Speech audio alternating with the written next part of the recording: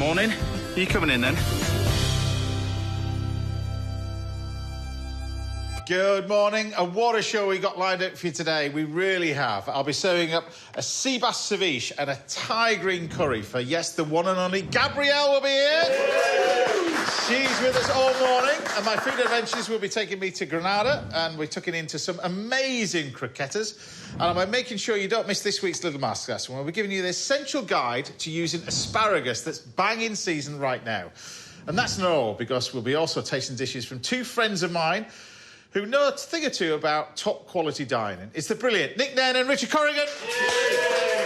Ching, ching, ching, gentlemen. It's good to see you. All right, good James. to see Thank you you very much, James. Always good to see you at the house. Indeed. So, Nick, you're foreigner. What have you brought from north of the border? What have you brought? What have I brought today? Good cheer, amazing weather, and a smiley face. And food-wise, what have you brought? Oh, right, what What are you cooking? Oh, God, what have I brought? Right. Yeah, what have you got from the airport on your way here? From yeah, go on. Yeah, OK, sorry about that. What are you cooking for us? I've got some beautiful Scottish beef fillet, and Yep. we're going to pepper that, pan fry it, and do it with a whiskey and mushroom sauce. Sounds pretty good to me. How are you going to top trump that one, fella? Well, I turned a big 6-0 very not so long ago. Congratulations. Yeah. Thank you. And it was a celebratory moment, and I'm going to do a bit of a celebration dish. Sole, a little bit of a stuffing inside it, broad beans, peas, lobster, and a sauce made from the shells, which I'm going to need your help for. Beautiful. Is this Dover sole you're going to be using? It's Dover sole, yeah. Hastings produces some of the best Dover sole. The South Coast England is the best sole. It's absolutely delicious. But king of all flat fish, I think. You know, 18, 22-ounce fish. It's just fantastic. It really is. It is brilliant. There we go. There you go. I thought two amazing dishes. But I thought to kick things off today with a recipe for frangipan, and I'm going to do a little dessert using this amazing black butter that comes from Northern Ireland, which I'm going to introduce you to in a minute. So, frangipan tartlets, very simple to make. The pastry of it is just using some really good quality plain flour. We've got some butter, got an egg. Mix all this lot together. You can do it in a machine like this. You can do it together by hand. The frangipan side of it comes in the form of butter, sugar, eggs, and ground almonds. I don't use any flour in the frangipan.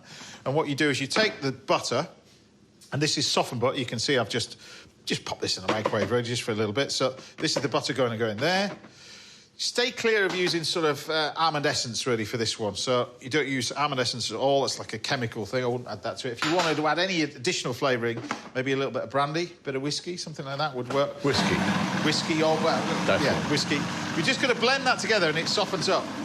So this blends up.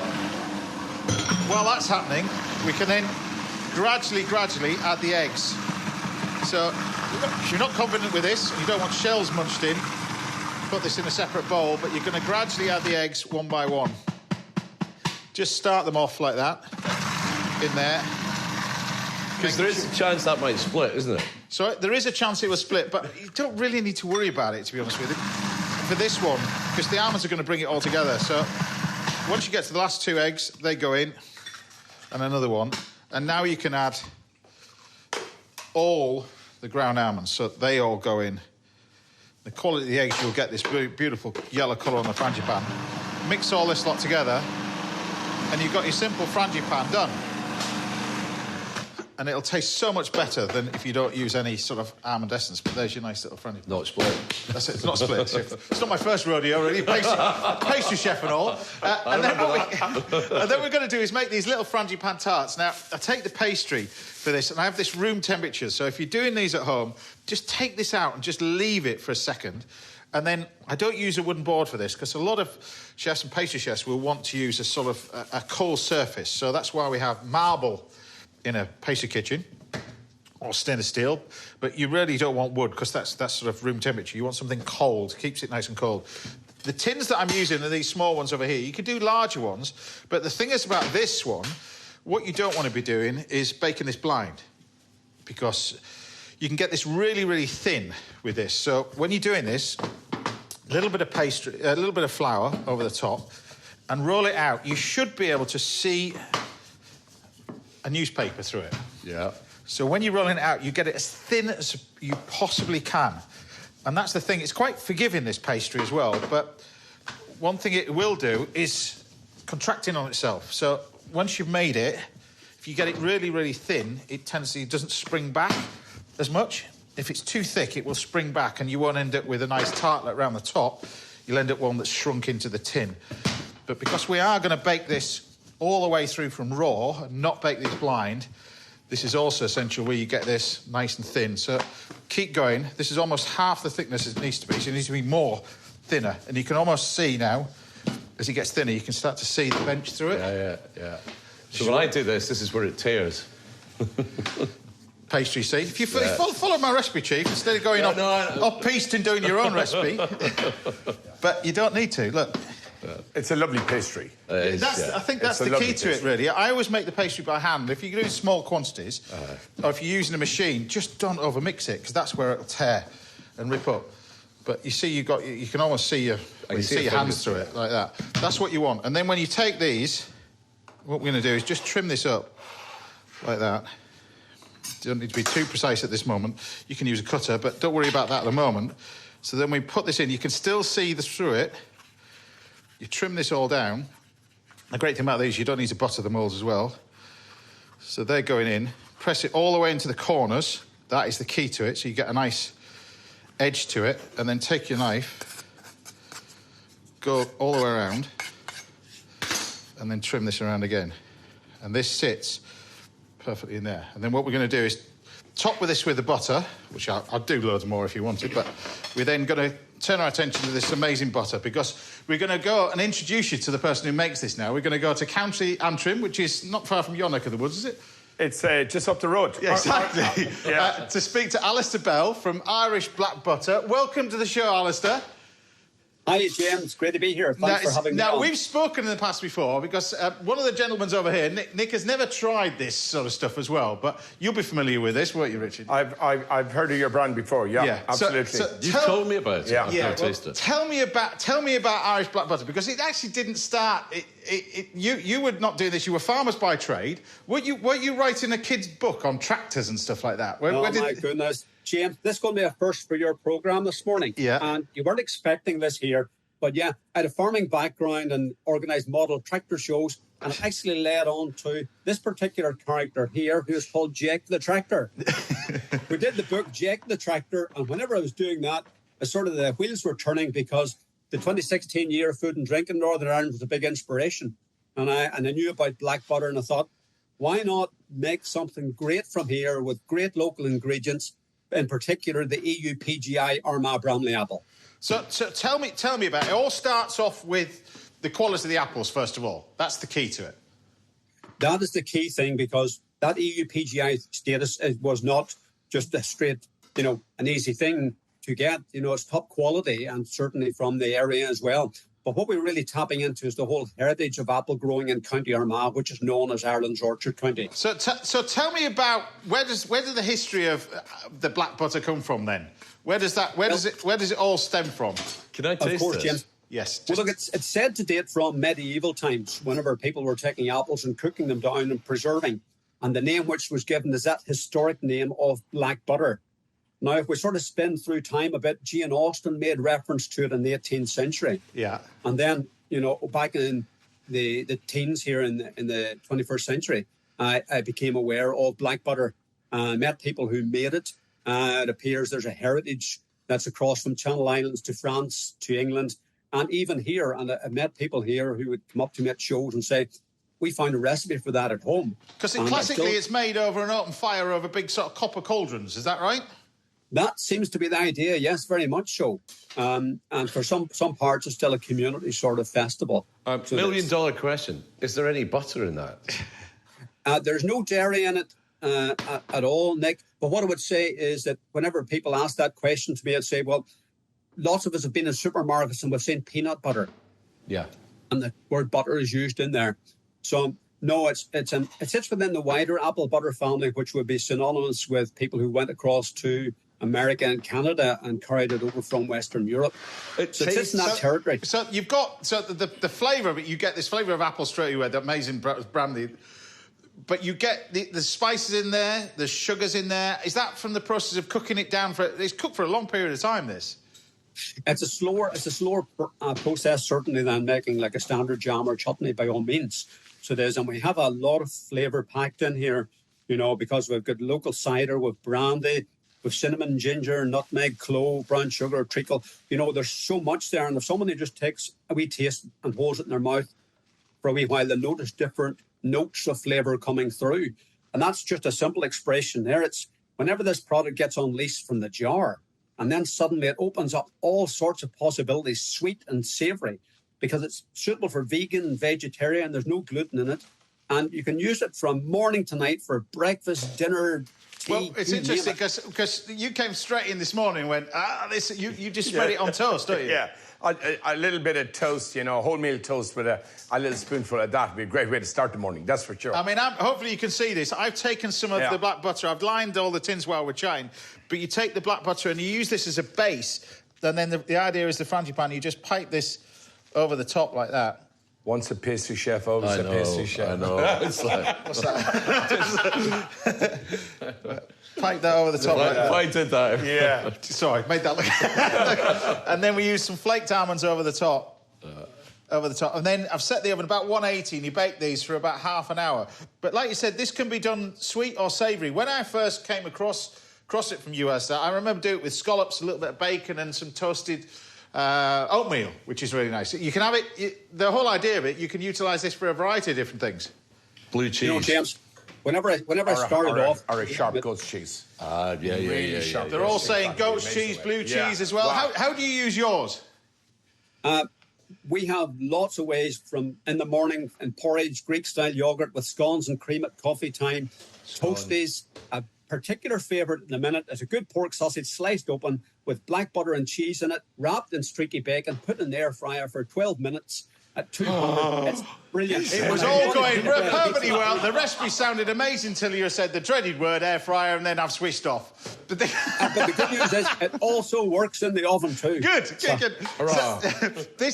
But you're not going to give the game away with this and the secret ingredient. But it's become so popular, and now you're selling this all over the world. Is it going to America? And the Americans seem to love it.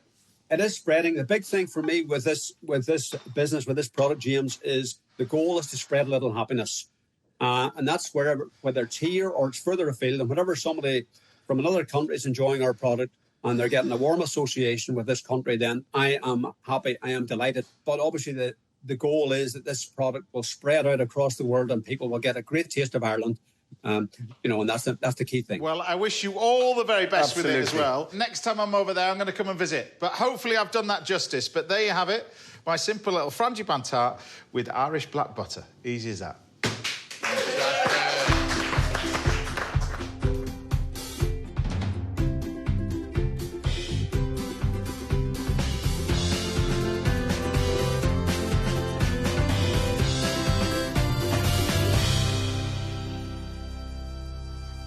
Bon appetit, gentlemen. Looking forward to Nice little breakfast, isn't it? Nice little breakfast.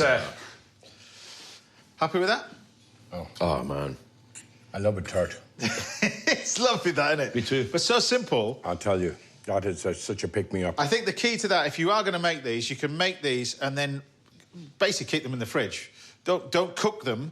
Just make them, top them with the almonds, put them in the fridge, and then they'll last for 3-4 days in the fridge. And then when you want to cook them, that's when you cook them, as in when you want to eat them. But you can make them easily in advance as well. And those also freeze really well as well, but before they cook. That frangipane and the pastry and the black butter at the bottom. That's thin with the pastry, but you don't need to bake it blind as well, but it's lovely. Tasty. It's almost soufflé, the whole thing. It's just so nice. It's fluffy. Oh, lovely. I've never been called fluffy before, but there you go. Right. Right, these two will be cooking for us a little bit later on, and I'll be treating my guest, Gabrielle, to a dish of sea bass. That's coming up very shortly.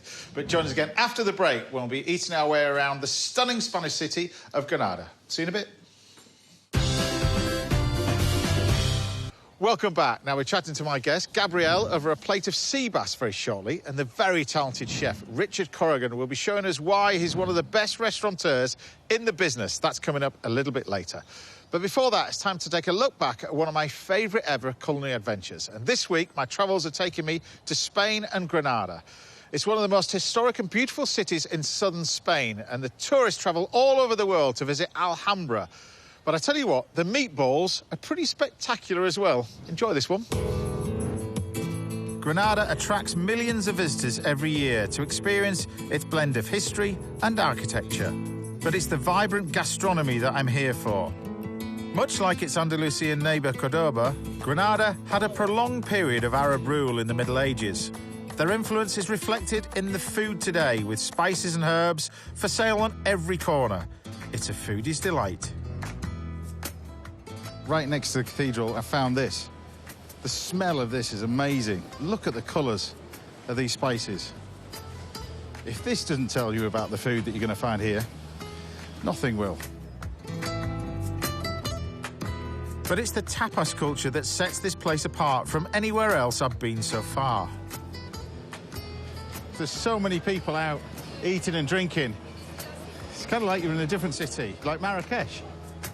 So for my next stop in Granada, I'm heading to a local family restaurant just a stone's throw from the cathedral, which is renowned in the area for giant meatballs and croquetas, which I waste no time in ordering. Gracias. But first, it's beer o'clock. Gracias. Now, here's an interesting thing about this city. You order a drink, you instantly get something to eat. You may not order it, but it arrives. So this is migas. We've seen how this is made on the trip. This is a city I could get used to. You order a drink, and you get free food. In no time at all, my cheese and jamon croqueta arrives. Ah, gracias. This is the croqueta of the house. Now, these you do have to pay for. I always think the best way you can tell how good they are, even before you eat it, is you break it.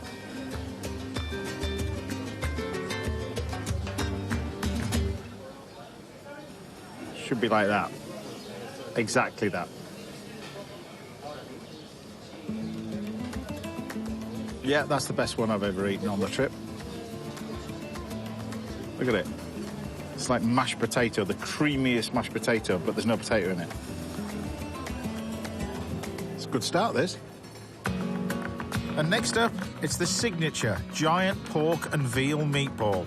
Apparently, the same recipe has been used by the family for over 100 years. Ah, gracias. So it's pork, veal. Yes. Anything else? Some ingredients. That's a secret. Some secret ingredients. With a tomato sauce? Bread, tomato sauce, okay, and salt, piment, and difference. And some secret ingredients that we're not going to tell me. Gracias. Nothing. Thank you. Well, here we go. The famous meatball. It's as good as the croqueta.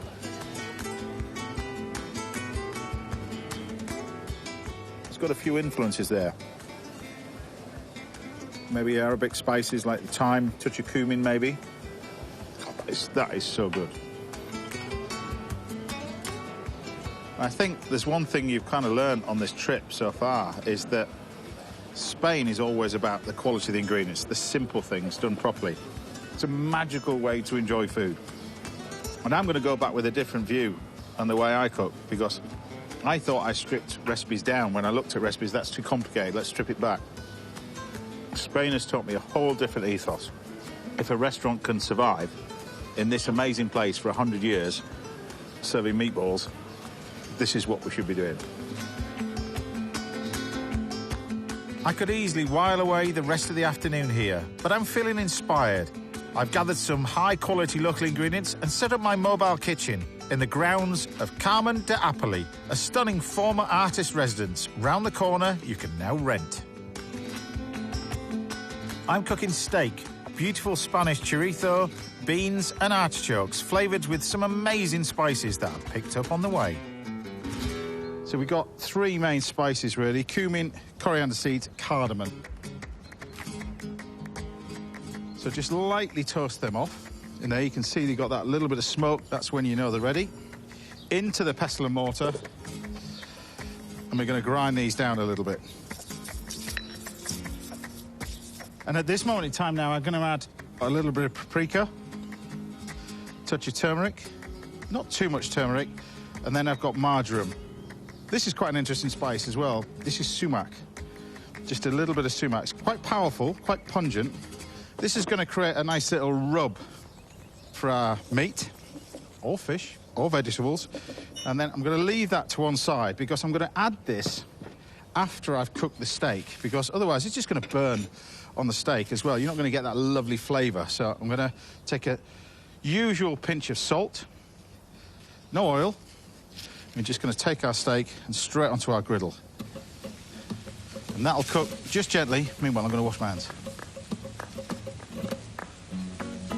Now, at the same time as our steak's cooking away nicely, we can prepare the rest of our ingredients. Beautiful broad beans. These are just amazing. With these, when they're fresh, and they are in season right now, this is when we're going to use them. And this is like a little stew with a nice little bit of beans. I've got some courgettes over here. These are wonderful as well, these lighter coloured courgettes. And I couldn't resist not buying these as well. I've cooked these before on my travels, but artichokes, it's like anything in Spain. When they're in season, you've got to utilise them. And I think this is no exception, really. So these you can simply prepare. Take about a third of the top and cut through. And you can see why they're called purple violet artichokes. Look at the purple colour from there. And then what we can do is just cut these into pieces. Now, these will go brown quite quickly, so it's important, once you've done that, just a touch of lemon will stop a lot of that colour disappearing. Look at that. The steak's not far off. Beautiful. That can then sit out. However long it takes to cook, that's usually how long you want to rest it for. So while it's resting, we can take some of these amazing sort of spices and just sprinkle that over the top, together with something that's grown in huge volumes around here, olive oil. Just let that sit over the top, and those flavours are just going to absorb into the meat. So while that's happening, I've got some chorizo here, because the combination that they use with pork and meat, particularly veal or beef, they use it quite a lot around Andalusia, so it's going to taste so good with everything else. Heat up a pan, then add plenty of olive oil, 2 cloves of garlic with the skin on, star anise, the chopped courgette, and then the chorizo. Now add the beautiful artichokes. Look at the colours of that. And then finally, of course, you've got the beans. And then, rather than stock, just a bit of water. And then some of our spices that we've made, remember, in here. So we're going to cook this down now for about 3 or 4 minutes until the water is almost evaporated and you're left with just a lovely flavoured oil at the end of it.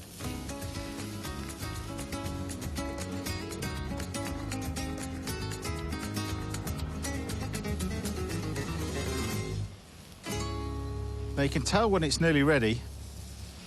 It's not the smell, it's the sound. It's that bubbling sound, that emulsification of oil and a bit of water. So now we can add some lovely olives over here right at the last minute, and then plenty of dill. Chop it up.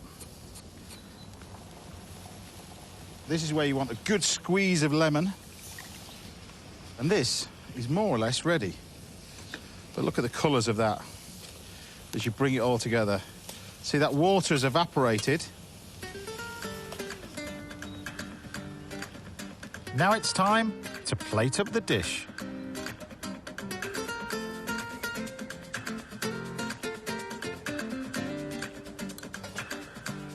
So there we have it. A cracking dish in a cracking location, all using the amazing spices, influences, sounds, smells that you get from this beautiful city. Nice, that, isn't it? Steak with chorizo, beans and artichokes. Delicious. What an amazing place to go visit.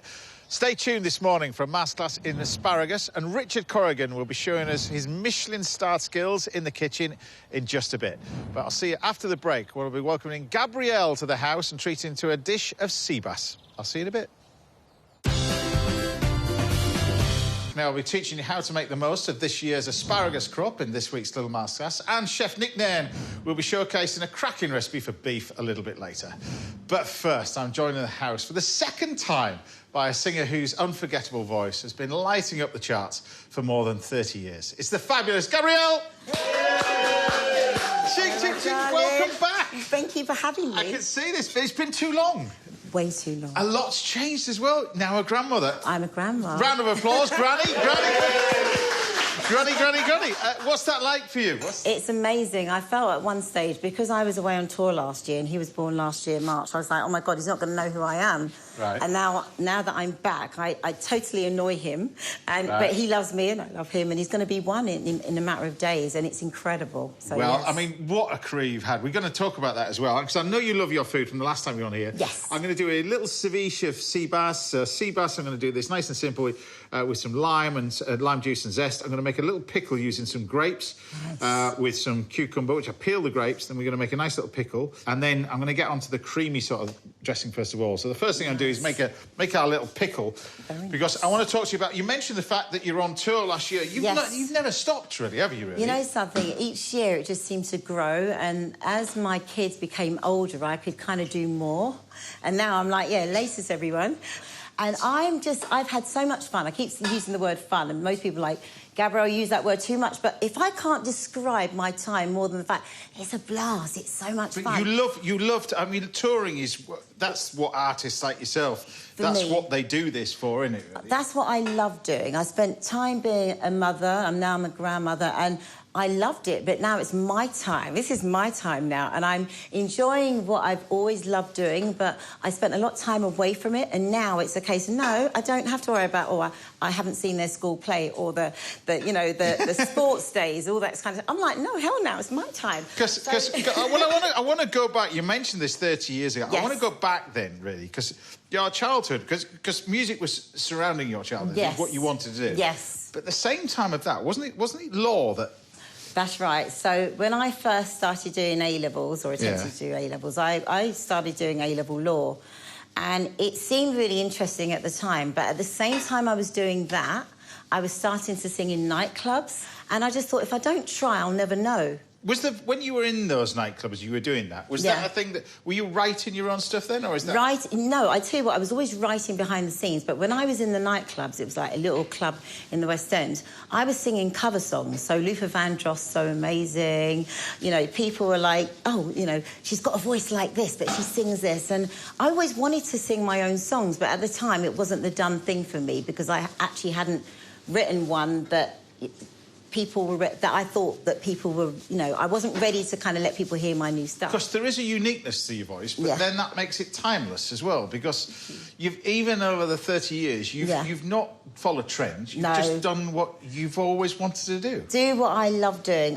You know, it's a thing that when people label me, they're like, Gabrielle, the soul artist. But I'm like, excuse me, sunshine, dreams, out of reach? Hell no. There's a lot of songs that were not soul-inspired songs, and it's a case of, although I can do some soulful songs, but there's some amazing singers out there who really warrant the soulful singer title, and I always feel like it's not... I feel almost like I'm beneath it, but I just love the fact that my music is inspired by lots of pop music, a bit of soul, but I'm a pop kid at heart, end of story. But I want to talk to you about the Dreams, because that been over 30 years ago now. Yeah. That was had a difficult sort of start to its life, really. Yes, it did. There's several people... There's a lady that didn't want you to do it and said that it was not good enough, and then there was a lawyer that turned around and said... It was actually my lawyer. So when I first did the song, you know, I wrote it, you know, to Tracy Chapman's sample Fast Car. And then by the time I got signed to a label, it was a case of my lawyer. I remember him specifically saying, you know what, why don't you just forget about... You know, you're young enough, you can do lots of other new songs. And I looked at him horrified. And, you know, I've got to be honest, the moment it went to #1, he was fired. We've made amends. He's not my lawyer anymore. But I just thought, oh my God, I didn't. That was your first ever song. Yes. Going straight to number. What was straight to #2, then 1. Yeah, within about a week of it. Yeah. But what was that like for you? For somebody like myself, because you used to sit there on a Sunday, pressing the pause button on your tape deck, listening to the charts. Yes. and do what you then do. Yeah. What, was that everything you ever wanted to be? You know something? It's one thing to be that teenager listening to music you love every Sunday, you know, the top 40 charts, and all of a sudden I'm going to be on that stage, and then I'm on that stage. Yeah. It's like, oh my God, dreams can come true, but I never actually had dreams of me actually being on a top of the pop stage, if I'm honest. It wasn't something I ever thought that far ahead to doing. And also, I came from a background where people used to laugh at me because I have a lazy eyelid, and you know, if you turned on the TV, there's no woman at all visible that had an imperfection. And so there I was in 1993 coming out of an eye patch, having a lazy eyelid, but it hadn't been done as far as I know. So the idea of that could be a different life, that I could present myself and have success, I actually didn't think that far ahead. I just wanted to sing. Let me sing anywhere. You know? You certainly did, because, I mean, what a success story. And we're talking about you here, because we're going to talk about your new tour as well. We're going to talk about that as well. But I want to talk about the album as well, because the great thing about this, over the years, you can now pick some amazing people that you work with, and you've worked with some amazing people. Adele, I mean, the list is just amazing who you've been working with. You managed to incorporate those people who, you know, in this album as well. You know something? I wish I'd worked with her. I supported her. I opened up BST for her, and it was incredible. But in terms of working, you'll find that I don't really do many, how would I say, duets. But for this album, we have the incredible Mahalia, who, you know, ended up on this album with me. But yeah, that's, you know, and besides working with her, the rest was just me going in with my producer. And for this album, it was Ian Barter, because he is incredible. I worked with him on the Under My Skin album. And I felt that when I worked with him, he'd give me a sound that I felt I hadn't had before. And so I was able to, with Ian, he'll give you a bit of soul, but he'll give you a bit of rocky, indie, a bit of everything. And I'm like, give it to me all. Don't just, you know, put me in a box and say, this is what Gabrielle's, because I write those songs. So the moment I hear his music, it depends on my feeling and what it invokes in me that day. And that's how we were able to bring out the, you know, we're going to listen to a little bit of it now. The proof is in the pudding. So this is from the new album? Yes, it is. Yeah, just check this out. Sorry doesn't cut it. Isn't what I wanted. Will I ever get your heart again? Don't misunderstand me, I'm exactly where I should be. On the outside looking in. There's an empty space where I should be.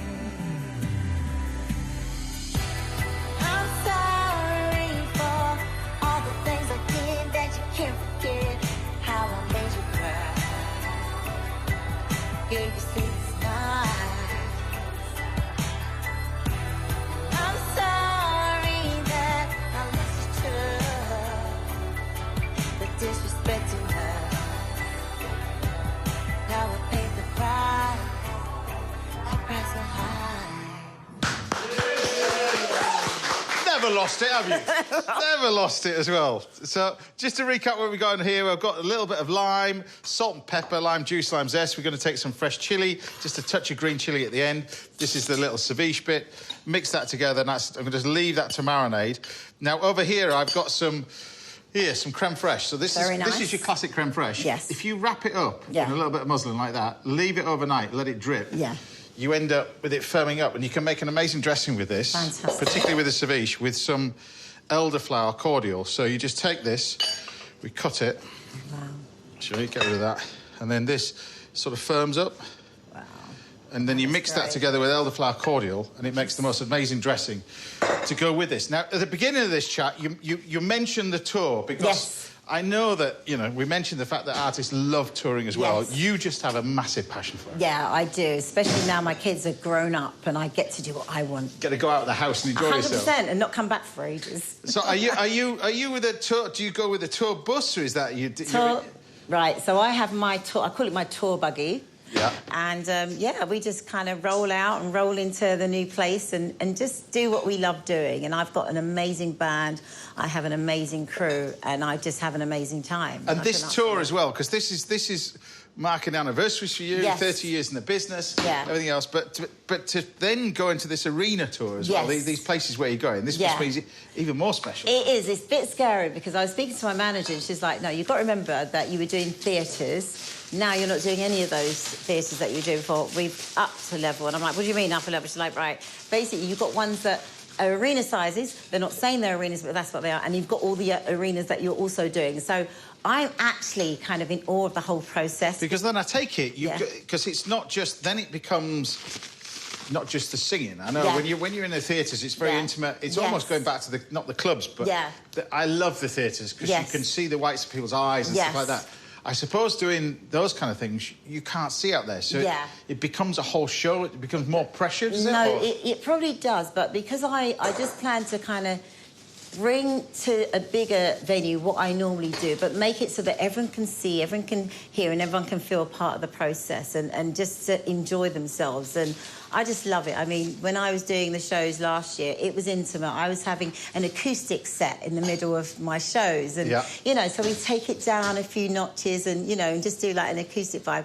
And so it's now trying to incorporate what I do, but making it a bit more special. So I'm just looking forward to how it's all going to play out. And I get the Yeah. feeling, we had Tony Hadley on the other day Love him. and singers as well, that when they're successful in the 80s and the 90s, a lot of them go, I don't want to play the old stuff as well. Oh, no, that's not That's me. a fatal mistake, They're isn't it, really eh? snobby, aren't they, when they say that? Do you know what I mean? It's gotta be a fatal mistake, I really think so. I think that as an artist, but also a punter myself, when you go to, you know, when you're booking your ticket and there's someone that you love, usually you're doing it because there's particular songs that you know are their kind of hits and you want to hear those songs. Yeah. And I think that if you go to a show, which, by the way, doesn't happen at my shows, I'm just letting you know, if you want to come and see the hits, you will hear the hits. Yeah.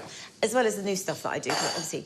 But I always feel that by not playing what people know you for, I think you're being really selfish. I think so as well. Because when it's almost you're depriving people of what they love, and you know, and also the stuff that the great thing about your music, whether you go back to Dreams, but the stuff that went on to be in the movies. Yes. I mean, that must have been a massive help, really. That one as well.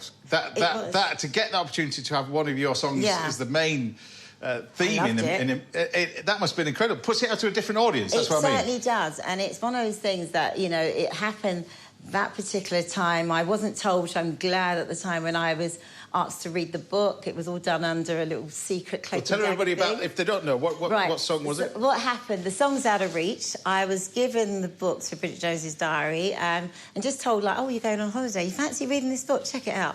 Anyway, so by the time I got back, and it was like, oh, what do you think of the book? And I was like, loved it. How about writing for it? I couldn't be asked twice. Right. I literally went into the studio with my producer and he had the music ready for me. And as soon as I heard it, I knew instantly what I was going to write about. And that's how the song was born. So, look, we've just gotten here. I'm just building this up and assembling it up. So Looks we've got gorgeous. the cream dressing on there as well, which is nice and simple. I'll just give you a little... If you give me your finger. There, you get to have a taste of this. This is amazing. So all that is... I'm so naughty. all that is cream cheese mixed with elderflower. That is really nice. It's amazing. And then what you do with that is you just take a little bit... So this is just a touch of the oil that you can just put with it. So this is just a nice little bit... This is a little bit of chive oil to give it some texture on here. A few bits and pieces like that. Gorgeous. On there. And then finally, we're going to take... This is some of this verjus, which is it is amazing. It tastes absolutely amazing. And then I've just got a few little bits of herbs to go over the top, but we just take a little bit of this. And this just gets a little drizzle. One over there. Really This is very fancy, but this is we do this in my restaurant, and I absolutely love this dish. Oh, that's a lot. Don't put that much on, but You can waste it. a little bit of that on there. And then finally, just a few herbs. I've got a little bit of dill, a little bit of coriander. Right. But there we have it. Not bad for our first little chat. You're going to stick around for the rest of the day as well. Of We've got course, more try to get rid food of for me. you as well. Yummy. But there we have it. My first dish, a little bit of sea bass ceviche with gorgeous. an elderflower dressing, a few fresh herbs, and some toasted pumpkin seeds. Very nice. Easy as that. It's gorgeous.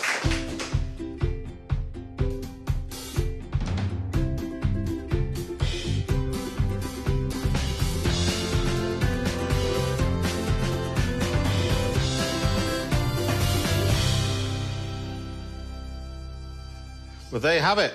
Amazing. Little sea bass, little starter. Oh, how Tell me pretty what you is think of that one. Wow. It's got lots of different flavours in there, but this is fantastic. This a little bit of creme fraiche. You hang it overnight and you end elderflower. It's an amazing dressing, this. Okay, I want to take a... See, it's really dainty. Go on, tell me I feel what you like think. Have it with the cream beautiful. dressing and the Yeah. bits and pieces. And... Yeah, put a couple of bits in there. Nothing that's going to hang out of my mouth and make my kids embarrassed. Right? No, you're fine. We'll cut to a different camera. Now, cut to me. There we go, there we go, there we go. Beautiful. Have Beautiful. it with... Oh, It's lovely. really nice. Happy? Wonderfully so. Oh, it's Good like starter? amazing. Yeah, it's good. We're going to stick around. We're going to cook you a little Thai green curry at the end of the show. There you have it. Very tasty. That'll be coming later on this morning. And there's a masterclass in asparagus coming your way in just a tick. But I'll see you after the break, where I'll be trying to solve some of your kitchen dilemmas with a little bit of help from chefs Richard Corrigan and Nick Nairn. I'll see you after the break. It's lovely, that, isn't it? It's beautiful and refreshing. Ah, it's delicious. It's delicious. Welcome back. Now, there's still loads more to come from my guest, Gabrielle, later on this morning. And we've got a masterclass in asparagus coming your way a little bit later. But before that, I'm here with these two chefs, and we're about to enjoy looking at some of the dishes you've been cooking at home while the birds song. Isn't it great? Fantastic. this time of year. Spring is here. I think that's sort of... Yeah, we haven't got that. It's a blackbird. Yeah, that's the helicopter coming to pick him up as well in the distance. So we thought we'd take a look at some of the dishes you've been cooking at home. First off, Stephen Lynch has created this amazing dish of haddock with a chili, parmesan and panko crust to go with that over the top. And now, I did a masterclass on haddock a few weeks ago. Everybody seemed to enjoy it. I did that famous sort of Gary Rose dish, you know, with all the smoked... haddock with the rare bit. Rare bit with the tomatoes. On the tomatoes, underneath it. I said, chefs of a certain age will know this dish off the back of their heart. They're literally, it's a very, very famous dish, that. But cracking there. Next up, we've got a photograph from Melanie Crosby, who served up venison with braised rhubarb and blackberry sauce. I know you're a big fan of venison as well, both of you. Very unsung, that dish. Very unsung. And finally, top marks this week goes to Andy Holmes. Just check this out, Oh, my gents. goodness. Look Who at that. celebrated his friend's birthday by making this barbecued pulled pork Gareth. pie. Lucky man. That's so East End London. Honestly, it is just the right colour as well. colour. It's a Hackney pie, yeah? A Hackney pie. You serve it with his little green... It looks amazing, that, doesn't it? There you go. And now, as well as your photographs, we've had loads of questions about food and cooking, so I thought I'd have a go at answering a few of them right now. So if that's all right by you two, there's some good questions in today, so I've got to put my glasses on for this one. After watching a masterclass on how to chop things... without taking your fingers off, I want to know, what is the worst injury, this is from David E. Stroud, you've ever had in the kitchen yourself? Cutting my finger. Yeah, that's quite a major one, yeah. That was when I was very young. Very young. I mean, I've chopped my fingernail off too many times. Yeah. But the worst one I had was in Ready Steady Cook. And I opened the oven and I got a steam burn right off the inside of my arm. And the nurse, she put this stuff on it and wrapped me up in cling film. And I went home with the plane like this. Just, keep your arm up! Keep your arm up. And the next day, actually, it was kind of okay. It didn't blister. It was some kind of aloe vera sort of stuff she put on it. There you go. But it was really, really sore. Right, this is Helen Wellwell. Just bought herself a clay tandoor. This is a metal one. Clay tandoor for cooking in the garden. Have you got any good tips for cooking in them? You make great long kind of Turkish barbecue, shish in them is fantastic. And I mean, bread made in any class of an oven is always good outside as well. So, you know what I mean? And remember to get different thicknesses of skewers as well. That's the key to it. I've got them hung up over there.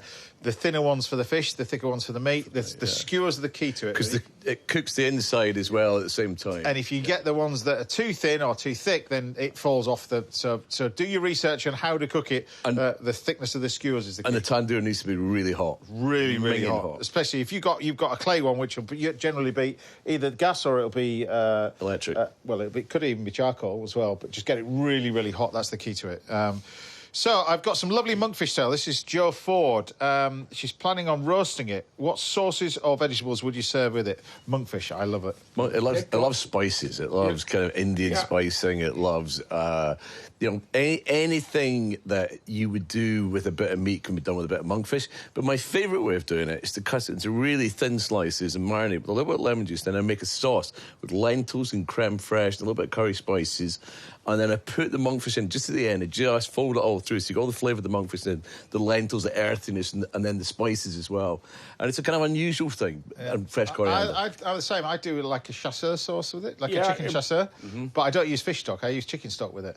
If you use that and then serve it with the pieces of monkfish that you pan-fried and just put it in it with mashed potatoes. I mean, right now, a whole monkfish on a kind of a big platter.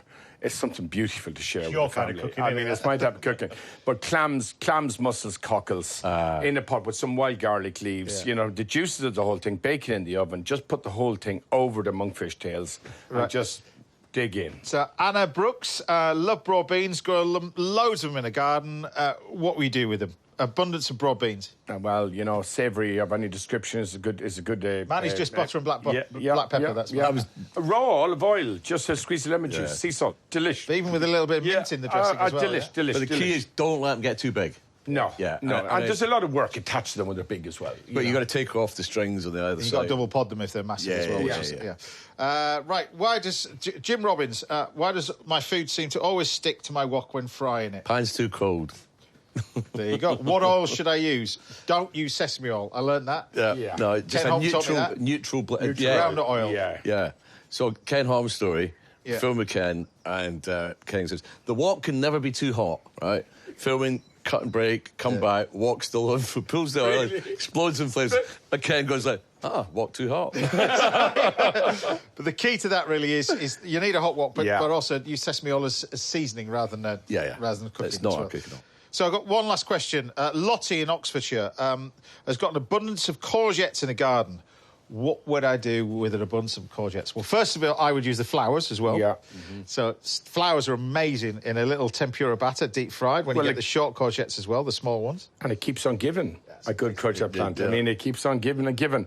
Japanese grater, long, fine pieces, grated, lightly salted, chopped basil, olive oil, and eat it on a bit of toasted bread. I think it's the finest thing with a courgette. I think it's better, almost the pure, natural flavour of the vegetable, raw. Because it's high water content. And when you cook it, it tends to, But you can roast it and you can barbecue it. And it cooks up. The Italians do the lovely fried ones, which is a little bit of flour and just deep fry a little bit of lemon and salt. Delicious. Simple stuff like you can grate them and make them into little patties. You bind a little bit of egg white and fry them. Like you say, just nice and simple. Just raw is something, It's beautiful. And small, really good, really good. No bigger than They're great. Courgettes are great, I'll be honest with you. Stay away from the big ones. Go for the smaller ones, as you said. Use the flowers. Grate them. And by the way, just after salting them, just squeeze them gently without bruising them, and then just mix them with some basil and olive oil. Just lovely. Like you say, raw. Delicious. There you go. Lunch sorted. There we have it. I love doing those. It's like gardener's question time for food. Knowledge. Exactly. At this age. Exactly, no, if there's anything you'd like to learn about food or cooking, then do get in touch. We'll see if we can answer them on the future shows. Now, keep your pictures and videos coming in as well. We'd love to see what you're inspired to cook at home. That pie was pretty spectacular out of that group, wasn't it? Fabulous. Right, it's time to get more cooking down now, as my second course will be cooking for Gabrielle a little bit later. Don't miss this week's Little Masterclass in asparagus. That's banging season right now. That's coming up in a bit. But I'll see you back here in a couple of minutes when this gentleman will be cooking a lovely Dover sole, one of my favourite fish. I'm looking forward to that. Celebrate the big 60th. I thought we'd have to bring in some goodies. 60. There we go. I'll see you after the break. Coming up now, I'll be giving you some recipes and recipe ideas for asparagus in this week's Little Masterclass. I'll be chatting some more to my amazing guest, Gabrielle, a little bit later. But first, I'm here with Nick Nairn, and we're about to enjoy a dish from a chef whose passion for food and cooking is as great today. He's getting his knife and forks ready, as he started out in this business more than 40 years ago. It's the legend, Mr. Richard Corrigan. It's always a pleasure on the show, mate. And it's nice to have you cooking inside. Usually you're burning up half the forest outside with a wood fire oven. Or chef's clothes catching fire. Exactly. This is something to celebrate, though, because you're celebrating a big milestone in your life. 60th, we're through in the last week and a half. It's a big number for us, because you just feel, Do you feel as if it's much changed or not? Because I'm early 50s at the moment. You're 65. Looking good for 65. I know. I think I carried more stress in 30s and 40s and 50s. Yeah. I think in my 60s I realised, you're not empire building anymore. Yeah. You hopefully hold on to what you've got, I'll be honest with you. But I am as passionate now even more now than I was at 30. Different kind of passion. Yeah. It's more educational. Yeah. So this is a little masterclass of its own, really, because I'm looking through the quality of ingredients that we've got in here. Morels, lobster, Dover sole. This is pretty special. Well, I think spring says a lot. Spring says garden. Spring says sea as well. Lobster is always lovely. May, June, July, August, September. I just love it. So what are you going to do with it then? What's this dish? I've made a little stuffing from the trimmings, the skirt to the sole. Yeah. Because I hate waste. And I like to get as maximum value out of a piece of fish as possible. Yeah. So, 2 fillets of Dover sole done this way will feed you with, of course, half a lobster as well. So we're going to get this sole done first, yeah? So you want me to do the lobster at the same time? So the lobster you've just blanched as well, haven't you? Blanched, 2.5 minutes, ice bath. And I want you to just take all the shells and crush them as quickly and as small as possible. So we take I can't believe you two guys are cooking lobster, Dover sole, morels, vin jaune. Not bad, is it, really? It's the as vin good as it jaune. gets. So it is your birthday as well. So these Dover sole, they've had a bit of a trip on the way here. They they were on a moped last night, and luckily I'm still living. You came off the said moped. Dam came off it last night. In fairness, and I'm okay. The sole's got a little bit of.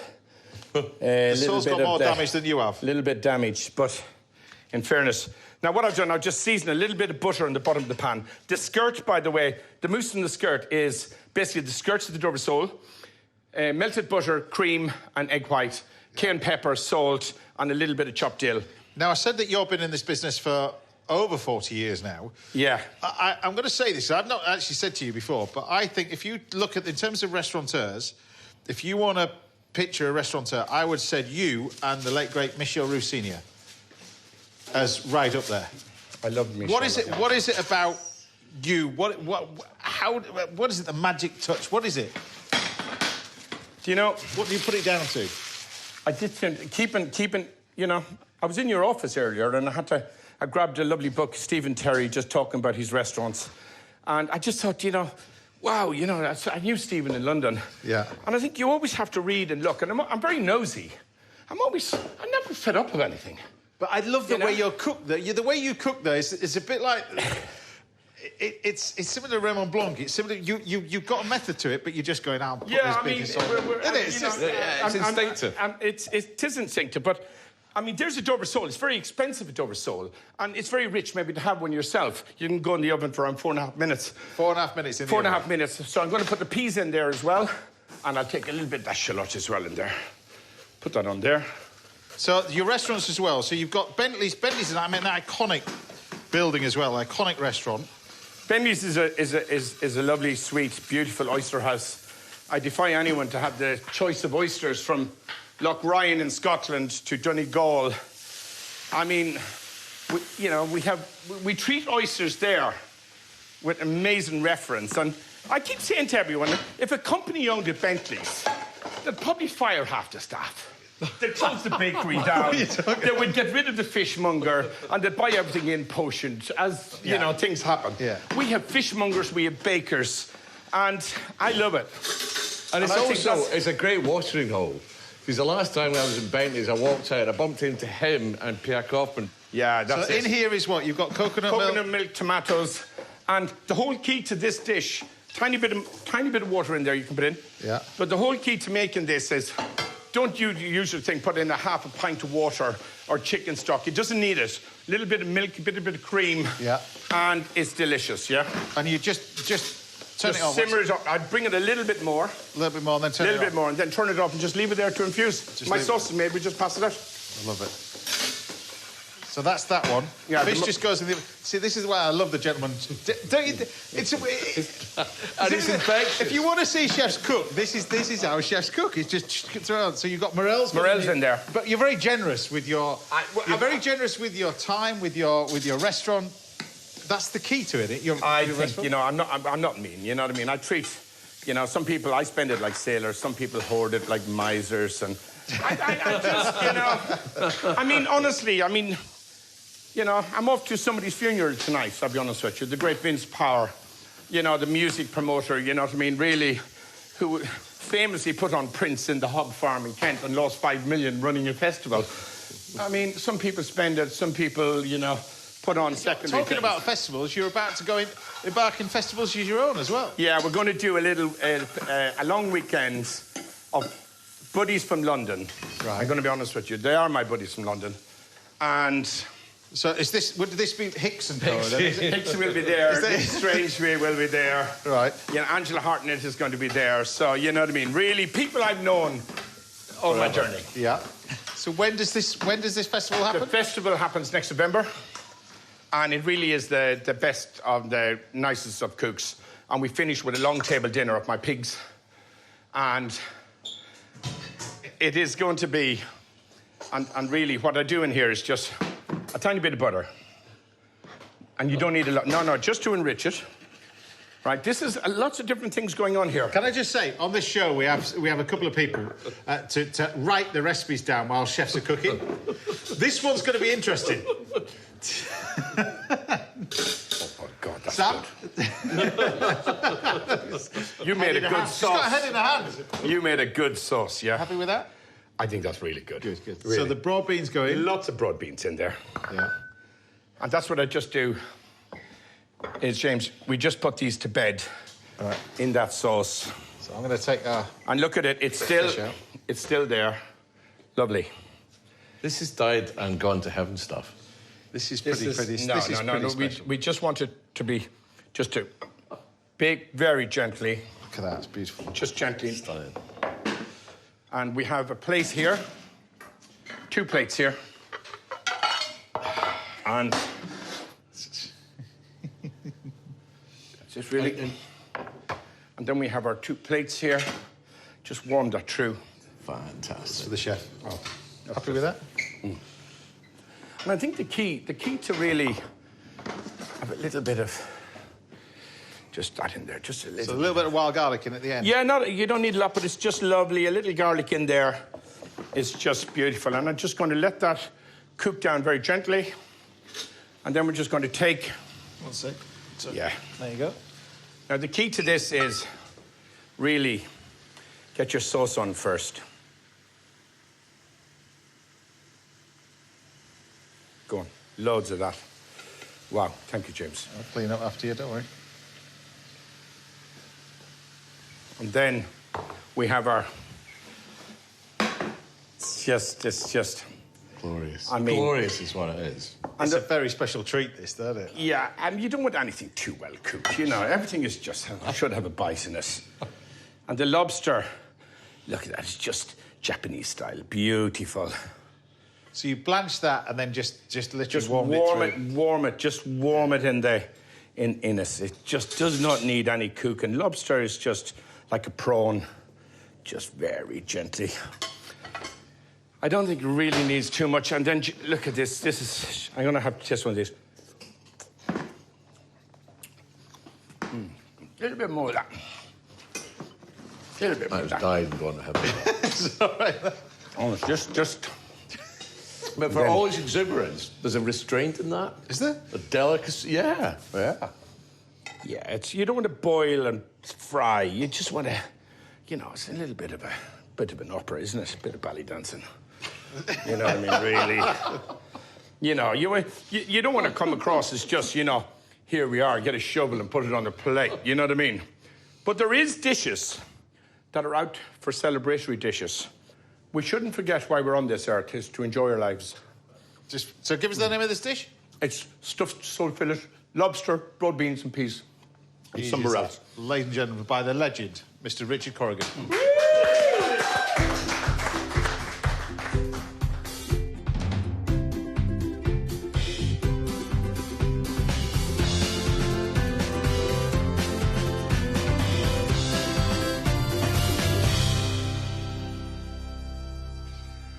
Bon appetit. Oh, Nick Nairn. it just feels like Happy birthday, chef. Thank you very much. the greatest. birthday.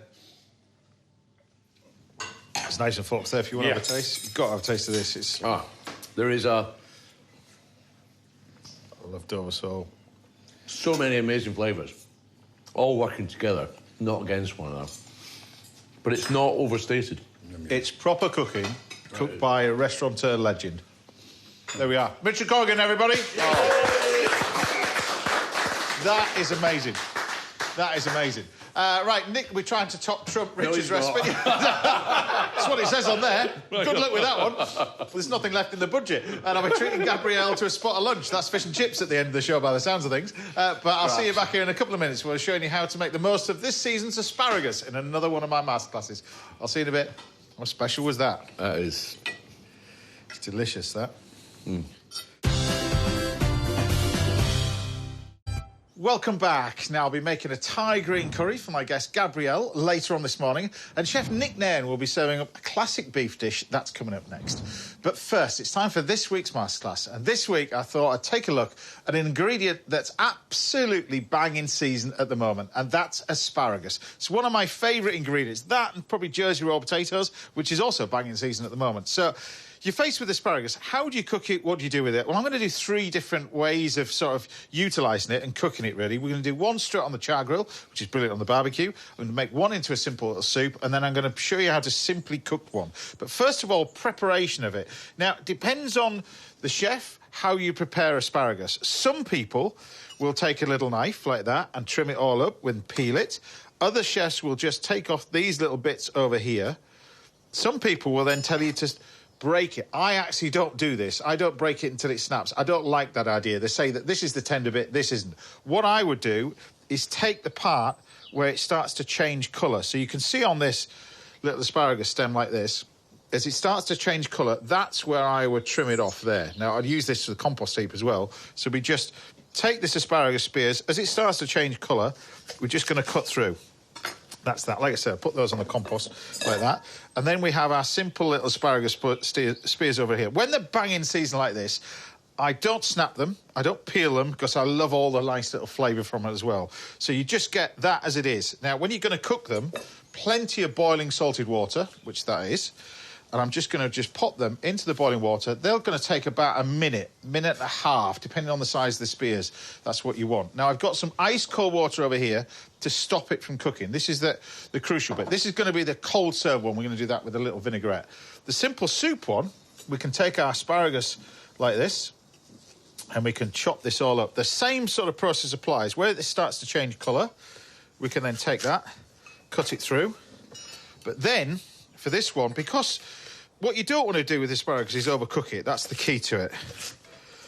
What you're going to do is just chop this up nice and small, and then I'm going to use the entire lot to make a wonderful little soup. A very, very simple little soup. So get some butter, pop that into your pan, take your asparagus, whole lot, and start popping it into the pan. Now, this is going to cook ever so gently, like that, in there. So you're not frying it, you're just softening it up in a little bit of butter. In there, we're going to put a touch of milk, just some full-fat milk, and a little bit of cream. Touch of that. And then what I want to do is just bring this to the boil. Now, the same process applies, really, when you're cooking this. What you don't want to be doing is overcooking either of these. The same when you want to just sort of simply char grill them or roast it. To char grill them, just to show you again, this is where you can peel the stems as well. So if you want to do it slightly differently, what I would do is, again, sort of get in the process of just trimming it like that. We get to there. And then you can take your peeler and then you peel these. Like I said, some people will take these little points off there and just leave it like that. Other chefs will either cut round here and then peel the remainder. Alternatively, what you can do is just peel them like this. It's just a different way to prepare them. So if you wanted to sort of char grill these, which I'm going to do, obviously the thinner stems, I would just leave them as they are. Otherwise, you're going to take most of the asparagus away, but take a little bit of that. So there are 2 main types of asparagus, white or green. Now, green is grown outside. Well, they're both grown outside, really. But the white one, they grow it in darkness, usually in sort of, not in sheds like sort of forced rhubarb, but usually in sort of black polytunnels or covered over with sort of black plastic like that. They just deprive it of daylight, and what you end up with is white asparagus, that highly prized white asparagus that has a shorter season, but it's a thicker stem, and you treat this slightly differently. You have to peel white asparagus, and you have to cook it for a lot longer. So usually it's going to take about sort of 5-6 minutes to cook asparagus, white asparagus, rapidly boiling water. This one, you can see, it's nice and simply cooked like this. The way to test it is just take a little knife, pop it in, that's it. Once it's soft, that's then ready. Not too soft, little bite to it. What I do with this, really, is just pop it in ice cold water. This is just going to stop it from cooking. And you see it retains the colour from this really nicely. So it's a good idea if you're going to do this asparagus, and you want to do it for sort of salads and bits and pieces, that is how I would do it. Now, if you wanted to cook them straight onto the barbecue, which, let's face it, is also delicious, what you're going to do with that is just take a touch of oil. Now, any oil will do. A little bit of oil, like that. Roll that around. I tend to see, don't put any salt and pepper on yet. I do that afterwards. So you can then just take your spears and just pop them straight on the barbecue, like that. So roll them around in the oil, like that, and that's that one done. So meanwhile, I'm going to create a little dressing with this, because this is nearly done. We can lift this all out.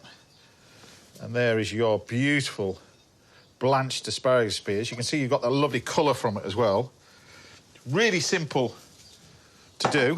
Your asparagus, I can just see, is just cooking away nicely. Just ever so slightly, just check this, and then just roll it around. It's going to take about sort of 2 minutes over the coals like this. You could, if you wanted to, just put it under the grill. Again, with a little oil in the oven, under the grill, or roast it in a really hot oven. Again, nice and hot oven, either way. So you've got a nice little bit of asparagus. Just to dress this, like that.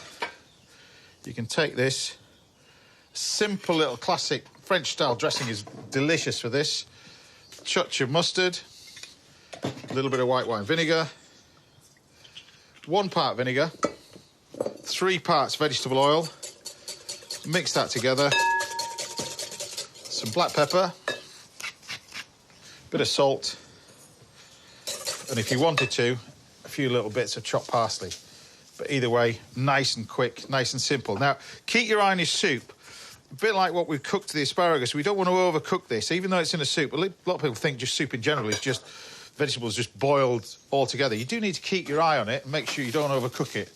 So that soup, I can see, is now ready. You keep the lovely colour from the asparagus as well. We just roll these around. You can see how quickly these start to sort of char on here. This we're just going to serve with some melted butter. Put that along there.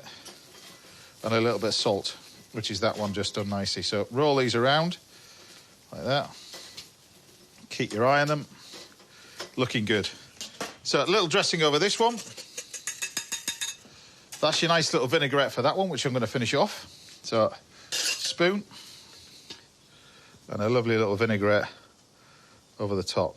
And then this is where we can then sprinkle it with a little bit of sea salt over the top and a touch of cracked black pepper. That is just a lovely way to serve asparagus as it is. Then we've got a nice little bit of char grill ones, which is nice and simple, which is not that far off. For this, I'm just going to serve it with a touch of melted butter, like that. Now, if you notice that I haven't put any salt and pepper on this yet, because particularly you're going to grill them on a barbecue, it's just going to burn, and the salt's going to fall off anyway, and I think rock salt with this is just delicious. But you can see, look, you've got your lovely little spears, perfectly cooked. You keep the colour of these, like that. And these are these lovely char-grilled spears. Really simple. Again, just on the barbecue. Just a little bit of melted butter and then some salt. You can either use sea salt, or this is where you want to use a little bit of amazing sea salt. This is Fleur de Sel from France, usually from the Camargue, but this tastes amazing with the asparagus. Just sprinkled over the top. Like that. I would stay away from things like table salt, so you get this real sort of crunch with this as well, which is really nice. And then a little bit of butter. And then we can just pour the butter over the top. And then we have that one. One with the classic French dressing, one with a little bit of butter. Finally, we're then going to take our soup. And the soup, to keep the colour of this even more, we're then going to take some parsley. I'm just going to pop that in there. And when it goes into the blender, the parsley, when it's still hot, will keep the colour nice. So we're going to pop that all into here.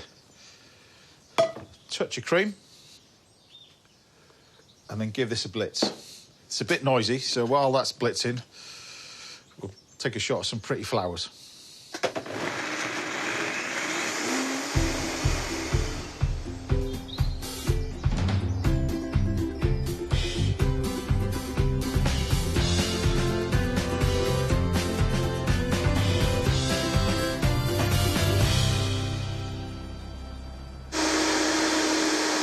Now you can see, the longer you blend it, the greener it goes. So, a lot of people are asking about these blenders. Why do you do it in this blender and not one with a blade? You just do it because you want to make it much finer and finer and finer and finer. When it's a good machine like this, you don't need to pass it. But you see this beautiful colour you get from it as well. It's just delicious. And you get that, but you don't lose any of the amazing flavour. So particularly with soups, salt is, I always think, the key to this. Like that. A little bit of salt and pepper. Touch like this, and we can grab a bowl. Or whatever bowl you put it in. It also looks really nice. But we can grab a ladle. And you've got this amazing colour of this soup. Now, also, what's great about asparagus is you can have it raw. So you don't even need to cook it. And you can finish this off with, again, a little bit of raw asparagus. So get yourself a spear like this, trim this bit off. And then you can use a peeler and just peel it all the way through. Like this. And whether you have it raw on salads, sometimes chefs will like to just blanch this, and blanch it not in boiling water, but in iced cold water. It really freshens up these asparagus pieces. But these on top of a soup like that, with a touch of double cream over the top. And you can see you've made yourself sort of 3 dishes. The great thing about seasonal ingredients to this, you have to do so little with them. But whether you're doing it with a little bit of oil as you go, but there you have it. Sort of 3 variations using one of the finest ingredients that's available right now. And the season only lasts for between 8 and 10 weeks. And the great thing about asparagus, if you ever see this stuff grow, 24 hours later, if the conditions are right, once you cut it, that'll grow to be a whole asparagus again. But it's an amazing ingredient, and now you know 3 simple ways of how to cook it. Easy as that. Now, if there's anything you'd like to learn about, a little Mascos, then do get in touch. We'll see if we can help out right here on the show. Time now for a quick break, but join me again in a couple of minutes when one of Scotland's finest chefs, Mr Nick Nairn, will be firing up the hobs. I'll see you in a bit. It's lovely stuff, this.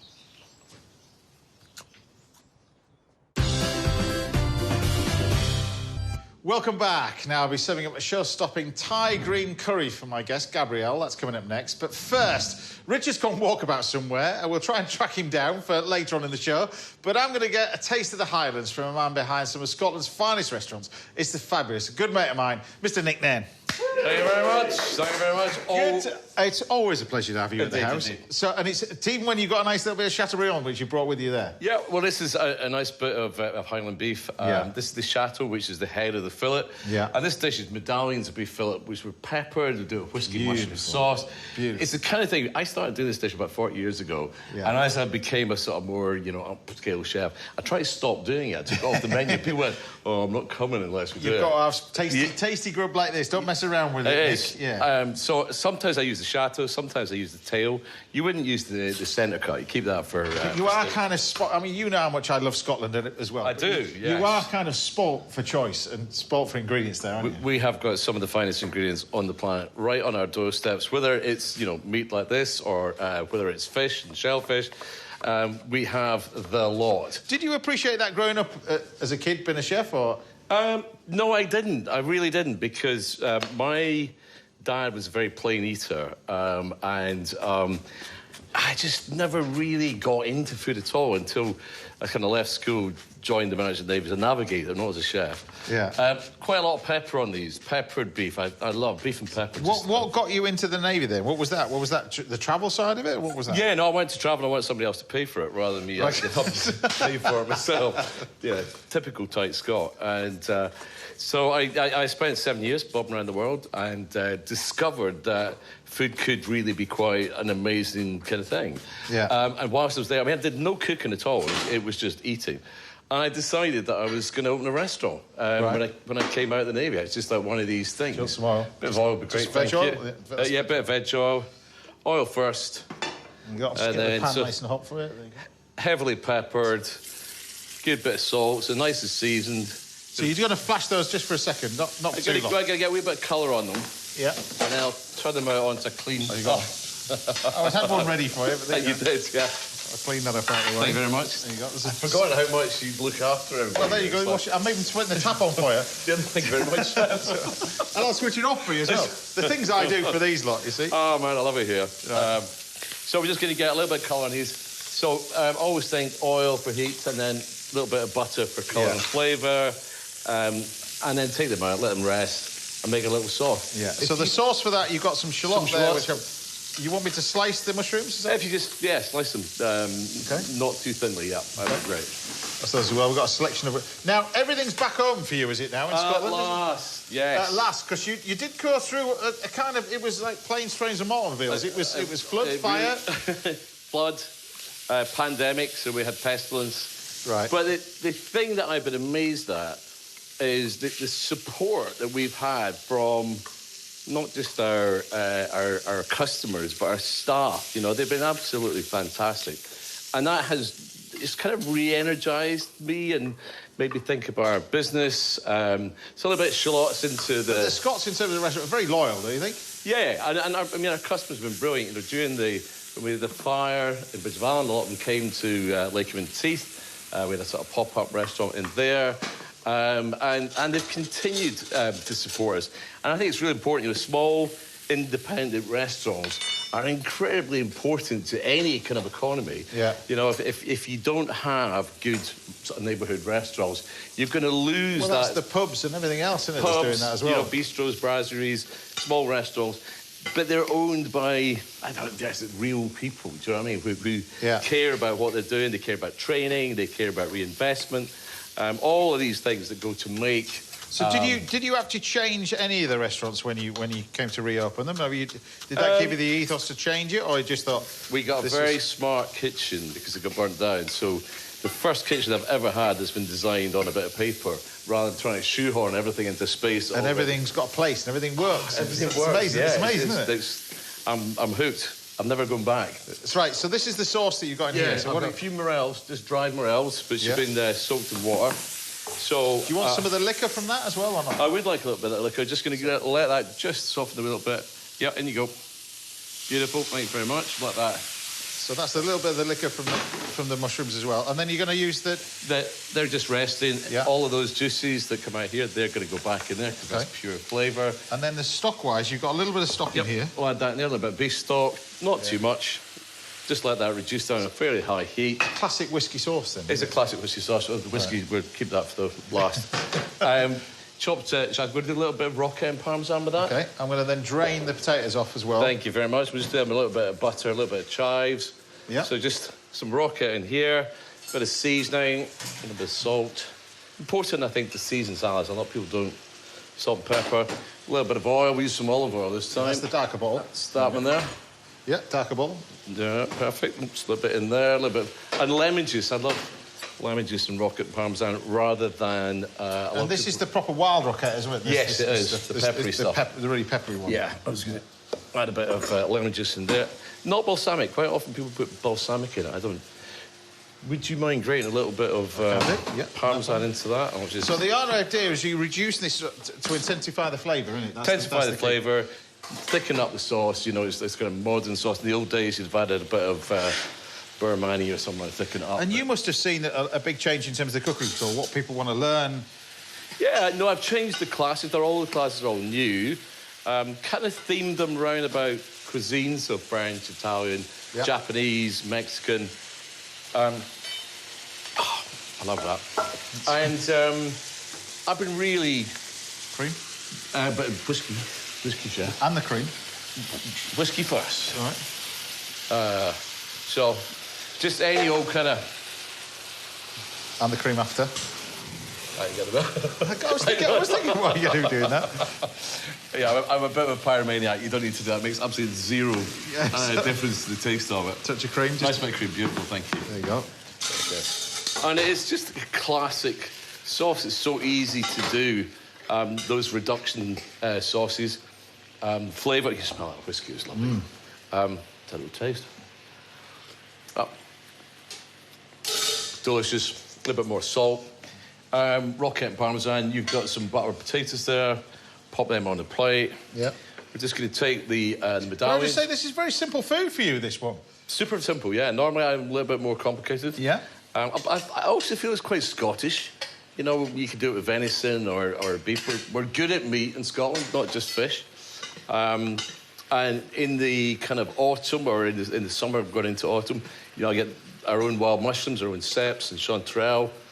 And you live in I mentioned Scotland, but you live in an amazing part of Scotland as well. Beautiful part of Scotland, which is the Trossachs, which is the sort of the bit between the Highlands and the Lowlands. It's that the boundaries. Bit of everything, which is bit of everything. Yeah. And in fact, I think you and I have gone mushroom gathering in that very part of the world. It was always remember that as well. It was amazing. Yeah, I've got some photographs. But this you could do with venison as well. Do it venison. We do that in Renniston. We kind of seam bone haunch venison, right? And I've done it with loads of different things, but it's just a dish that works. And are you still in the kitchen now? Because if you don't mind me saying, you're 65. 65. Are you still in the kitchen now? Not really. Yeah, but I'm around. You still love it as much as James, I'm around the business. Do you know, I'm in there. I'm around the business. I talk to the chefs every day, and I go between the different sites. I still love what I do. I don't think I could ever retire. I just love it too much. That's why you're here as well. We'll still be here. Long way to continue as well. But give us the name of this dish. It's a pepper medallions beef fillet with whiskey and mushroom sauce, little roquette and parmesan salad, and some what's not to like? Buttered potatoes. Yeah. Nick Nairn, everybody.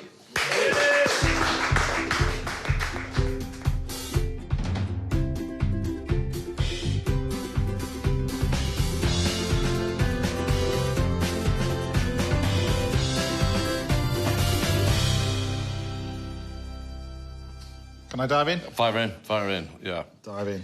And it's just well. things that get on together, do you know what I mean? It's like a bit of beef fillet, bit of whiskey, bit of mushrooms, bit of cream. And people would be worried about that beef. You've seared it, you left it, and it just goes in the sauce for a minute. One bite through again, yeah. And it's perfectly cooked, look. It's just delicious. No. Mushrooms and a little bit of whiskey in at the end. Do you know, this is the kind of stuff I eat at home.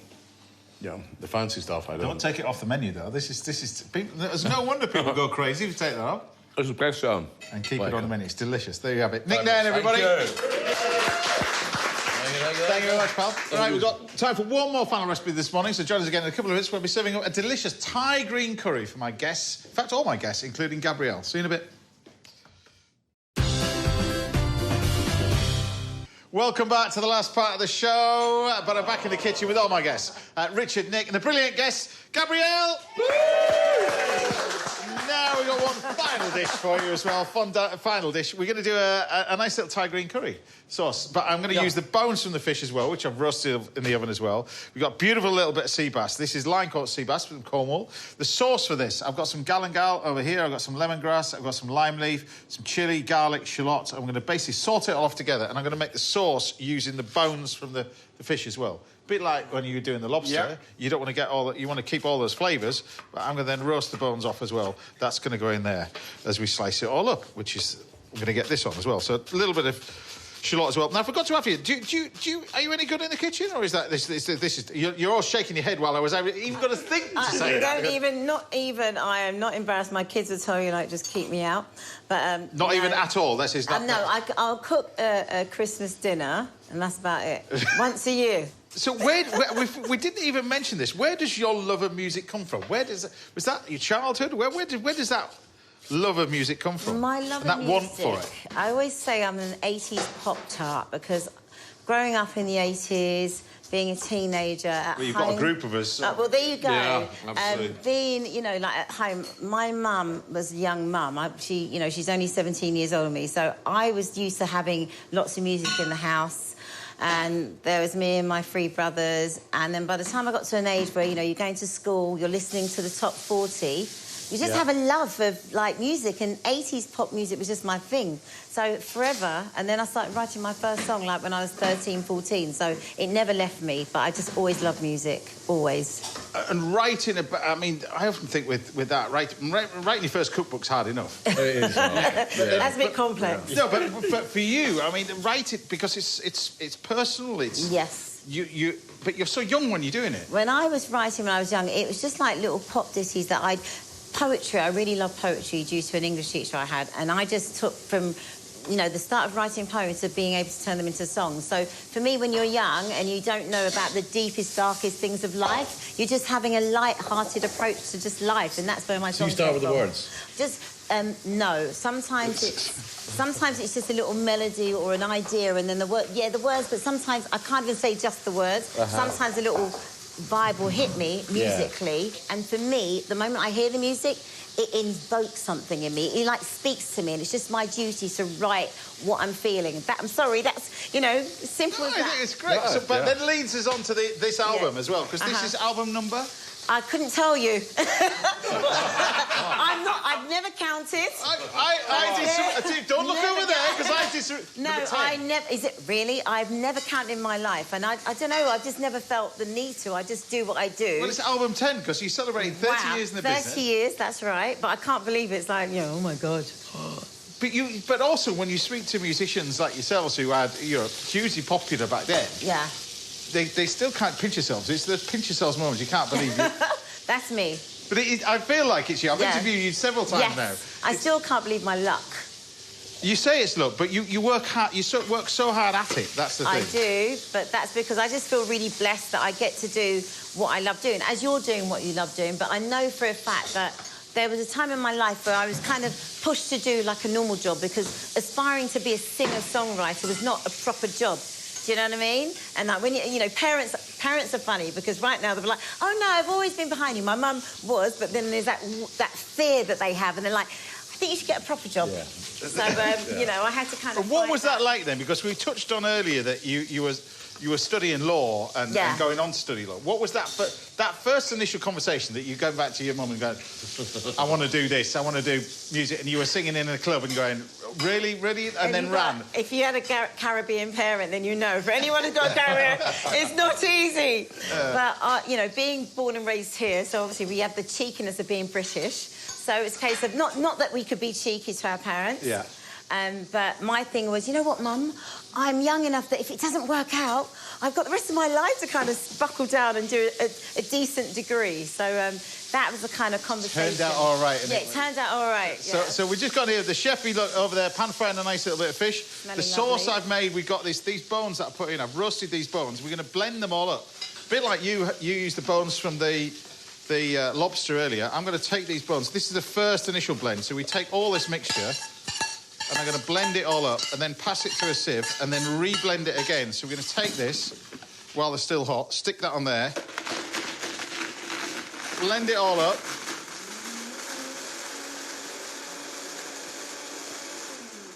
Stop that, and then we need a fine sieve, for obvious reasons. Now, if you can then sauté me off the greens, which are in there, take a little bit of that gubbins out. We're then going to pass this through a sieve. There we go. That's this one. Pass that through. So I've got the greens on there. If you can pass that through, that would be great, please, chef. And then on the pan?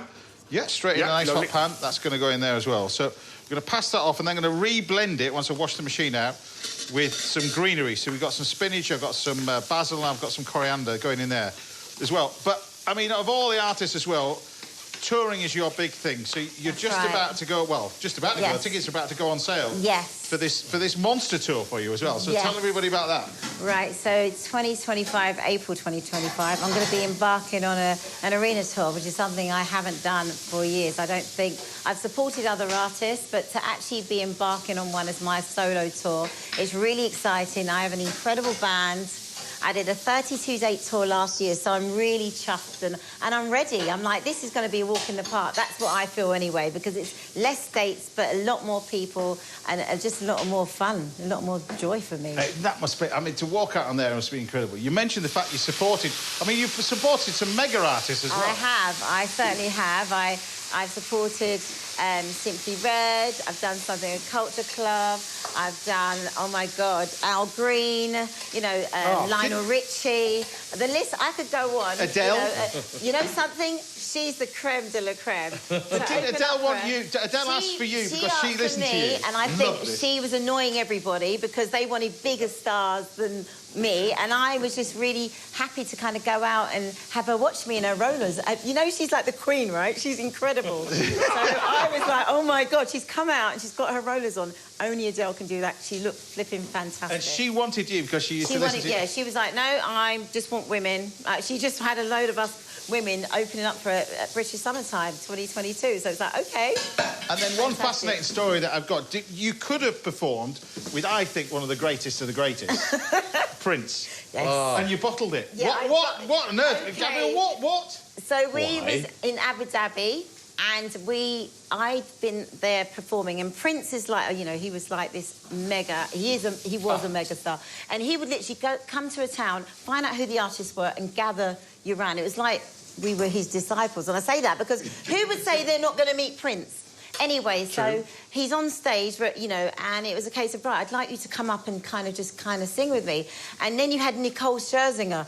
There's no way I was going on stage with that beauty.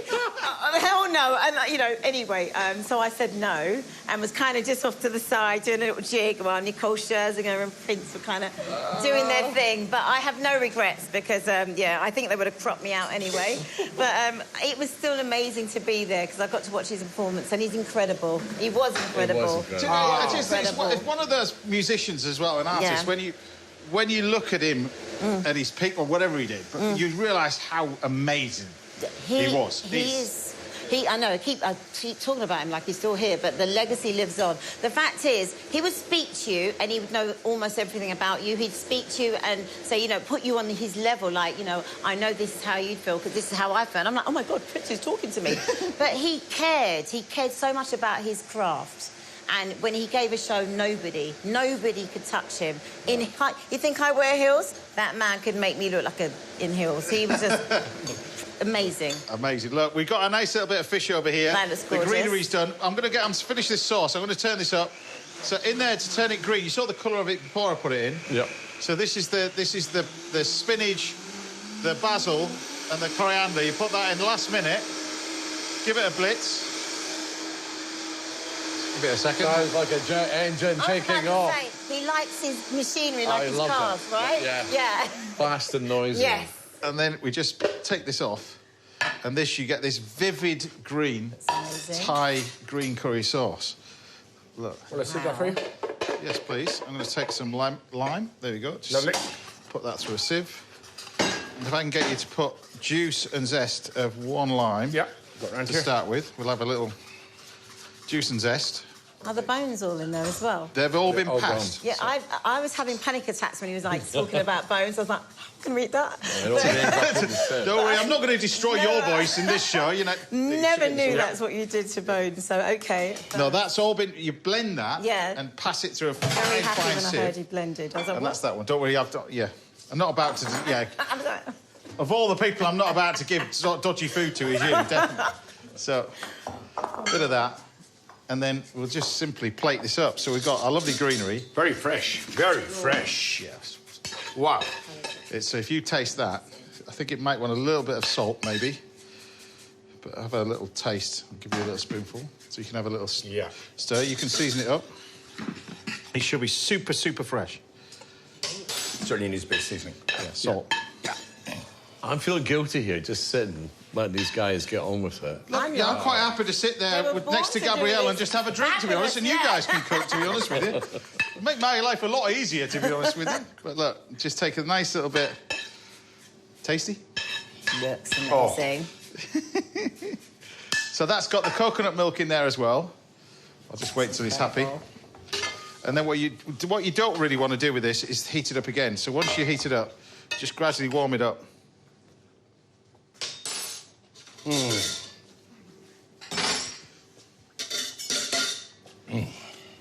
I'm here. It's very, very mellow, isn't it? Is it? Wow. I know. It's Yeah. fresh. Fresh as. We've And don't relegated forget to the corner over here. but that's the Exactly. spinach that you just put, so it cooks while it blends. When it's gone in there hot, That's amazing, though. Does smell. Yeah. put that in there. Super, super fresh and tasty. And then we're going to take our nice little bit of fish, put one on there, one on there, and one on there. A little drizzle of the old chive oil to give it a nice little kick. And there we have it. My lovely pan-fried sea bass with a nice little bit of Thai green curry sauce. Beautiful. Easy as that. Done.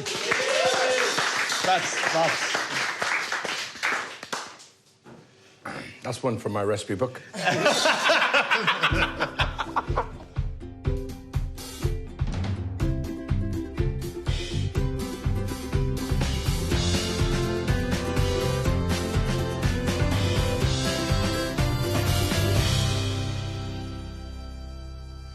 There you go, chef. That's one for you. Oh.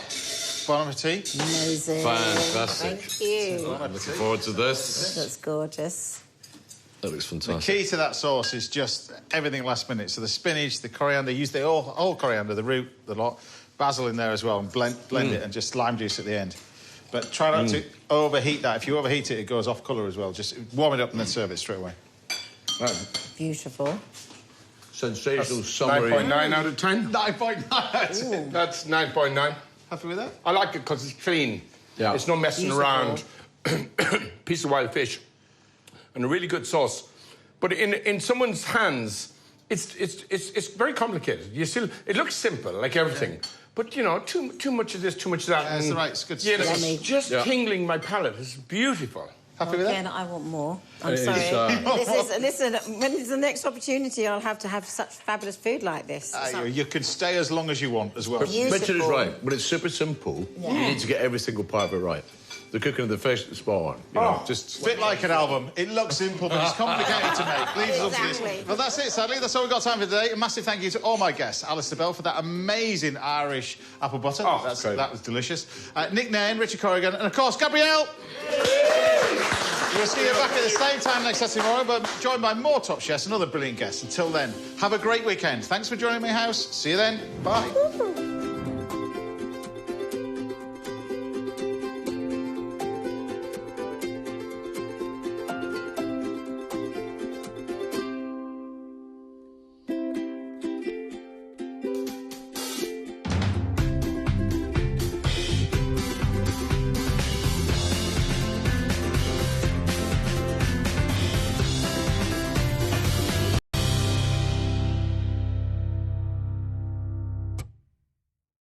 Ramona's Heavenly Hummus sponsors James Martin's Saturday morning. Hello, darlings. Aunt Helga. Futuristic scooters, old school website. Relax. Web upgrades, Ionze. Better design, e-commerce, and smart AI. Now you're fit for the future. I scoot off now. Your digital partner, Ionos.